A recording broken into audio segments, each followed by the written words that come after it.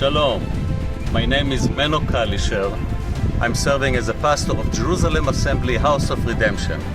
God willing, we shall meet again in the Chamada conference in October in Brazil. Please come. The topics are going to be so unique, especially after the last event in Israel. You wonder why all of this happening. It happens only because of this view.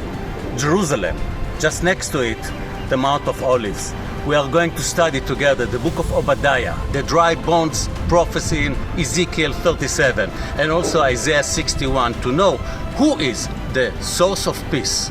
Come together. We are going to study together. We are going to fellowship. We are going to speak in the hall, during the time in the breakfast, at lunch, at dinner. We are going to share and see what God is doing in Israel and in large. Looking forward to see you. God bless you.